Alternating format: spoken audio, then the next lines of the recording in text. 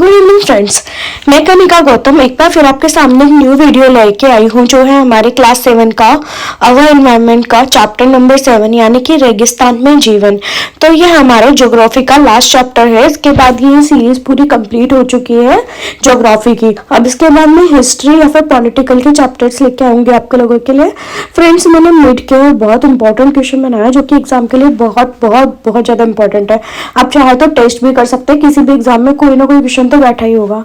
देखो, last class chapter number 7 है रेगिस्तान में जीवन यानी कि लाइफ इन द डेजर्ट। तो डेजर्ट हम देख सकते हैं, यहाँ पे एग्जाम्पल दिया हुआ है सहारा का। ठीक है, तो सबसे पहले हम बात करते हैं रेगिस्तान किसको कहते हैं यानी कि व्हाट इज कॉल्ड डेजर्ट। तो देखो, ये हम डायग्राम के अंदर देख रहे हैं। यहाँ पे ये पूरा का पूरा हमारा क्या है, ये पूरा का पूरा अपना क्या है, ये देखो, ये डायग्राम में पूरा का पूरा रेगिस्तान है। ना पेड़ है ना पौधे हैं, हो गए तो छोटे छोटे से होते हैं, बाकी होते ही नहीं है। ठीक है, तो इसको हम क्या बोलते हैं, डिजर्ट बोलते हैं। न तो बारिश ज्यादा आती है, न ही यहाँ पे मतलब पेड़ पौधे होते हैं, कुछ भी नहीं होता है यहाँ पर। तो देखो there is a dry region here, मतलब यहाँ पर ड्राई रीजन होता है, सूखा, कुछ नहीं होता। It's specially is that it has a very high and low temperature and sparse vegetation, मतलब यहाँ पे बहुत दिन के टाइम पे तो बहुत हाई टेम्परेचर चला जाता है, यानी कि 50 डिग्री से भी ऊपर चला जाता है। और रात के टाइम पे जो टेम्परेचर होता है वो 0 डिग्री पहुंच जाता है, क्योंकि रेत जो होते हैं ना, कि रेत होती है वो सनलाइट को ऑब्जर्व नहीं करके रख सकती। तो वो दिन के टाइम पे जब सनलाइट पड़ती है तो बहुत ज्यादा गर्म हो जाता है, और रात के टाइम पे वो ऑब्जर्व नहीं करती तो गर्माहट नहीं रहती, तो टेम्परेचर 0 डिग्री पे पहुंच जाता है। और वेजिटेशन होती नहीं है, बहुत कम वेजिटेशन होती है। ठीक है, तो देखो यहाँ पे अब नेक्स्ट क्वेश्चन है। देखो, सहारा डिजर्ट की हम बात कर रहे हैं यहाँ पे। तो सहारा डिजर्ट के अंदर हमारे पास ये जो पूरा एरिया कवर अप है ना, ये पूरा इसमें 11 कंट्रीज आ रही है। तो ये पूरा एरिया जो है ये सहारा डिजर्ट को कवर किया हुआ है, मतलब अफ्रीका के अंदर आता ही है, नॉर्थ अफ्रीका के अंदर आता है, और पूरे 11 कंट्रीज को सहारा में कवर किया हुआ है। मतलब इतने पार्ट की जो कंट्रीज है वो सहारा डिजर्ट के अंदर आती है। देखो, सबसे इम्पोर्टेंट जो क्वेश्चन है, which is the largest desert in the world and where it is located. तो देखो, अभी मैंने आपको डायग्राम से बताया था कि विश्व का सबसे बड़ा रेगिस्तान कौन सा है, तो जो कि है सहारा रेगिस्तान है। ठीक है, द लार्जेस्ट डिजर्ट, देखो, the largest desert in the world is the Sahara. ठीक है, जो सबसे लार्जेस्ट डिजर्ट है वो वर्ल्ड में वो क्या है, सहारा है। ठीक है, और which is located in north Africa, Africa के नॉर्थ में है। It is spread over 8.54 lakh kilometre square, तो इतने एरिया के अंदर इसमें कवर किया हुआ है। ठीक है, इसके बाद नेक्स्ट क्वेश्चन है, how many countries surrounded by the Sahara. अभी मैंने आप लोगों को दिखाया था डायग्राम में। देखो, 11 कंट्रीज है, 11 कंट्रीज से घिरा हुआ है। जो कंट्रीज कौन कौन सी है, देखो 11 कंट्रीज से सहारा डिजर्ट बना हुआ है। Algeria, Chad, Egypt, Libya, Mali, Mauritania, Morocco, Niger, Sudan, Tunisia, Western Sahara. ठीक है, तो ये देखो, मैं हटा देती हूँ, ये आप इजीली कवर कर सकते हैं। देखो, ये इतनी सारी 11 कंट्रीज को कवर अप किया हुआ है उस पूरे सहारा डिजर्ट ने। नेक्स्ट क्वेश्चन है कि what do we know from the caves of Sahara, मतलब सहारा जो डेजर्ट है उसके अंदर गुफाएं मिली थी। गुफाओं के अंदर हमें क्या दिखा, तो देखो, it is known from the pictures obtained from the caves of Sahara that rivers and crocodiles were found here। तो देखो क्या होता था, सहारा पहले रेगिस्तान नहीं था, वहाँ रिवर भी थी और साथ में क्रोकोडाइल मगर भी थे। मतलब बहुत अच्छी ग्रीनरी हुआ करती थी एक टाइम पे, लेकिन क्या हुआ, क्लाइमेट चेंज हो गया और सब कुछ बदल गया। तो ऐसे ही अगर हम हमारे क्लाइमेट का ध्यान नहीं रखेंगे तो यहाँ पर भी सब कुछ खत्म हो जाएगा। तो हमें क्लाइमेट का प्रॉपरली ध्यान रखना चाहिए। ठीक है, हमें हर चीज का यूटिलाइजेशन करना चाहिए, प्लांटेशन करनी चाहिए ज्यादा से ज्यादा। नेक्स्ट क्वेश्चन है, what is the temperature of the Sahara desert. तो अभी मैंने बताया था आपको सहारा डेजर्ट का टेम्परेचर क्या होता है। देखो, दिन के समय तो ये पहुंच जाता है 50 डिग्री पे, और नाइट के समय पे ये कितना हो जाता है, 0 डिग्री पे। तो कितना डिफरेंस हो जाएगा, कैसे वहां पर रहना पॉसिबल है, आपको देख सकते हैं, इसलिए वहां की पॉपुलेशन कम है। देखो, सहारा रेगिस्तान में किस प्रकार की वनस्पति तथा प्राणीजात निवास करते हैं। देखो, फ्लोरा एंड फौना, मतलब इस टाइप के जो एनिमल्स और फ्लावर्स वगैरह होते हैं, मतलब प्लांट्स वगैरह होते हैं वहां पर। तो देखो क्या होता है, कैक्टस, पाम ट्रीज, ये हमें ध्यान रखना है। कैक्टस, पाम ट्रीज, ये acacia found in the flora region. Flora यानी कि पेड़ पौधों के अंदर कौन कौन से पेड़ होते हैं, तो कैक्टस कांटे वाले पेड़, कांटे वाले जो पेड़ पौधे होते हैं वो, पाम ट्रीज एंड अकेशिया, ये नाम याद रखने हैं अपन को। एंड साथ में एनिमल्स की बात करें तो हम कैमल्स, हाइनास है ना, जैकल्स, स्कॉर्पियन और अलग अलग टाइप के स्नैक्स और लिजार्ड्स मिलती है। तो अजीबो गरीब ही एनिमल मिलते हैं। थोड़ा हिंदी वालों को हिंदी के तरीके से बता देते हैं। देखो, कैक्टस खजूर के पेड़, एकेशिया, ये 3 टाइप के पेड़ तो यहाँ पर मिलते हैं, ठीक है। और प्राणियों में देखा जाए तो ऊंट, लकड़बग्गा, सियार, बिच्छू और सांप, वो अलग अलग टाइप के सांप वगैरह मिलते हैं यहाँ पर, ठीक है। नेक्स्ट क्वेश्चन है, सहारा रेगिस्तान में किस प्रकार के लोग रहते हैं। देखो, किस टाइप के पीपल रहते हैं यहाँ पर, लोग कैसे रहते हैं, कैसे अपना जीवन गुजारते हैं, तो हमें ध्यान रखना है।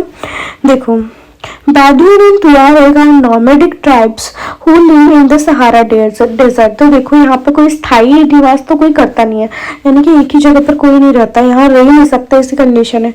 तो देखो, बुदोइन और तुएराग यानी कि दो ये है अपने, बुदोइन और तुएराग, ये 2 टाइप की प्रजाति के लोग रहते हैं जो कि नोमैडिक है। नोमैडिक मतलब घुमंतु लोग होते हैं, घूमते रहते हैं, एक जगह पर टिकते नहीं है। तो ये सहारा डेजर्ट में रहते हैं, मतलब ये इनको डील होती है तो बाहर चले जाते हैं, घूमते रहते हैं। These people here goats, sheeps, camels and horses, they get milk from these animals। मतलब ये सब एनिमल्स को पालते हैं, उनसे दूध लेते हैं, दूध प्राप्त करते हैं। they get leather from their skins to make boxer, shoe and water bottles। तो ये लेदर भी लेते हैं, उनकी चमड़ा जब मर जाता है तो उसका चमड़े का यूज करके ये बॉक्सेस, लेदर वगैरह बनाते हैं, ठीक है। And use the hair of the animal to make the mats and blankets. तो ये क्या बनाते हैं, उनके हेयर का यूज करके मैट्स और ब्लैंकेट बनाते हैं।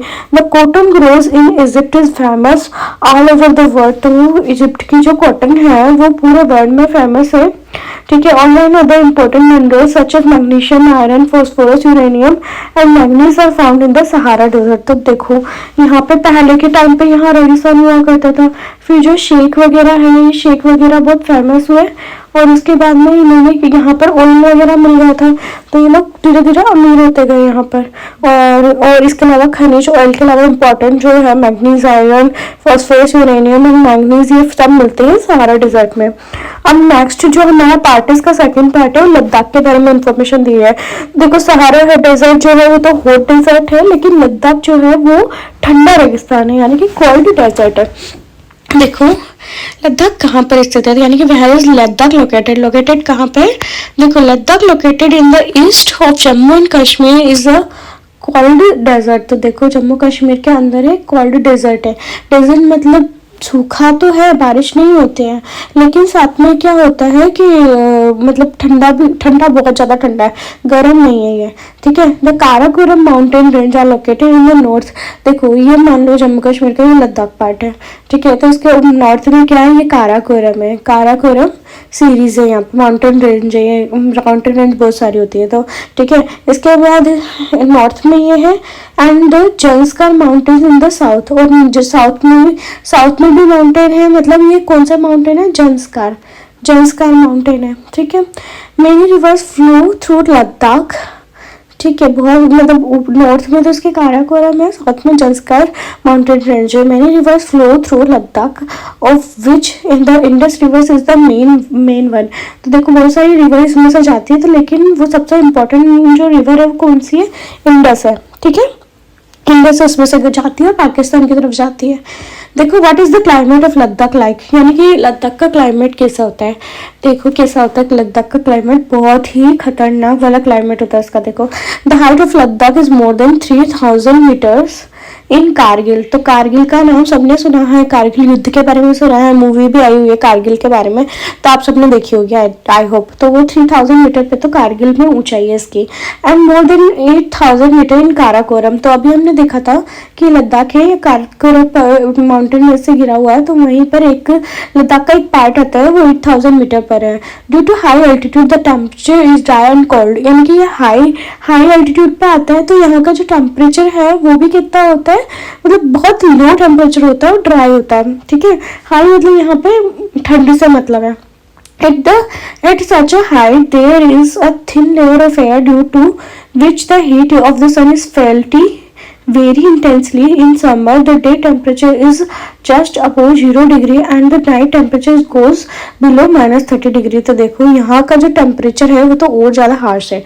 कैसे हार्श है, देखो क्या होता है यहाँ पे कि जो मतलब ये बहुत ऊंचाई पर है, ठीक है, ये मान लो ये यहाँ पर है और एयर की बहुत ही पतली लेयर है, उसके बाद सन है, तो ये यहाँ पर बहुत ज़्यादा हीट भी आती है। जब सनलाइट आती है तो बहुत ज़्यादा टैनिंग कर देता है बॉडी में और बहुत दिक्कत आती है, ठीक है। लेकिन वही नाइट के टाइम पे इसका टेम्परेचर -30 डिग्री पे पहुंच जाता है, मतलब बहुत ही रेयर कंडीशन के लोग यहाँ पे रह सकते हैं, ठीक है। और सर्दी की बात करें तो सर्दी में टेम्परेचर तो -40 डिग्री से भी नीचे चला जाता है, ठीक है। और यहाँ पे जो ये जो एरिया है ना, ये हिमालय का रेन शेडो एरिया है। रेन शेडो मतलब इस एरिया में मतलब सन, जैसे मान लो यहाँ पर कोई ये पार्ट है तो यहाँ पर ये बारिश आके यहीं पर ही बरस जाता है, ठीक है, यहाँ तक तो पहुँचता ही नहीं है, तो इसको बोलते हैं हम रेन शेडो एरिया में वो है। और इसकी में साल में सिर्फ 10 सेंटीमीटर बारिश होती है, सिर्फ इतनी सी, ठीक है। देखो where is Dras located, Dras कहाँ है, ठीक है। द्रास एक जगह है जो कि पृथ्वी के यानी कि वर्ल्ड के सबसे ज्यादा ठंडी जगहों में से एक है, तो हमें ध्यान रखना है, one of the coldest place of the earth, ठीक है, जो कि कहाँ पर है, लद्दाख में है। नेक्स्ट क्वेश्चन है शाहतूश नामक ऊन, यानी कि from which sheep and where is the wool called shahtoosh obtain. तो देखो क्या होता है, जो शाहतूश है, शाहतूश एक बहुत ही फेमस ऊन है जो कि हमें मिलती है, किससे मिलती है, देखो it is obtain from the chiru and Tibetan antelope, ठीक है। ये एक तरीके की वहाँ की भेड़ होती है, उससे मिलता है शाहतूश। और ये बहुत ही मतलब एंडेंजर स्पीशीज है, मतलब एंडेंजर मतलब होता है कि खत्म हो चुकी है, मिलती ही नहीं है। ऐसे एनिमल्स जो मतलब आज के टाइम पे मिलना पॉसिबल ही नहीं है। It is very light in weight, यानी कि जो ऊन मिलती है ना इससे शाहतूश वाली, ये बहुत लाइट होती है एंड वार्म भी होती है, यानी कि गर्म तो बहुत होती है और हल्की भी बहुत होती है। तो सबसे बेस्ट क्वालिटी की ऊन कौन सी होती है, शाहतूश होती है, जो कि कहाँ में मिलती है, लद्दाख पे मिलती है, ठीक है। नेक्स्ट क्वेश्चन है क्रिकेट का सबसे अच्छा बल्ला। देखो आप सभी फैन होंगे विराट कोहली या मतलब धोनी या इन सब के, तो सबसे बेस्ट जो बल्ला बनता है ना क्रिकेट के लिए वो कौन सी लकड़ी से मिलता है, तो उसका नाम है शरपत विलो, यानी कि शरपत विलो लकड़ी से मिलता है। देखो शरपत विलो लकड़ी से मिलता है और ये हमारे लद्दाख में ही होती है, ठीक है। इंग्लिश में विलो है, हिंदी में शरपत बोलते हैं, ठीक है। नेक्स्ट क्वेश्चन इसके बाद what type of flora and fauna are found in Ladakh. अब देखो हमने सबके बारे में पढ़ा, तो यहाँ लद्दाख के बारे में पढ़ेंगे, यहाँ किस टाइप के फ्लोरा एंड फौना मिलते हैं। तो देखो शरपत यहाँ थोड़ा सा मिस्टेक हो गया, शरपत है ये, आप समझ गए होंगे, शरपत,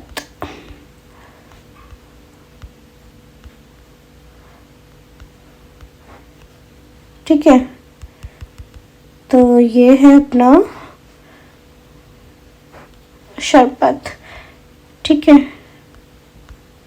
शरपत विलो जो है ये हिंदी में है तो शरपत है, इंग्लिश में विलो बोलते हैं। एंड पॉपुलर जो ट्रीज होते हैं वो यहाँ पे मिलते हैं वैली में, यानी कि लद्दाख घाटी में। Trees are like apple, apricot and walnut, ठीक है, यानी कि एप्पल, एप्रिकॉट और वॉलनट के यहाँ पे गर्मियों के टाइम पे होते हैं पेड़। और अगर हम बर्ड्स की बात करें तो यहाँ पे ये हमें याद ही रखना है कि किस किस टाइप के जो फ्लोरा एंड फौना मिलते हैं, तो हमें ध्यान रखना है, पेड़ पौधे किस टाइप के होते हैं, जानवर किस टाइप के मिलते हैं, हमें ध्यान रखना है। तो यहाँ पे बर्ड्स जो है वो रॉबिन, रेड स्टार्ट, ये हमें ध्यान रखना है, ठीक है। तिब्बतियन स्नोकॉक, रावन और हुपीस टाइप के बर्ड्स मिलती है। साथ में एनिमल्स की हम बात करें तो वाइल्ड, ठीक है, वाइल्ड गोट, शिप है ना, याक और स्पेशल टाइप के डॉग्स भी यहाँ पे मिलते हैं लद्दाख में।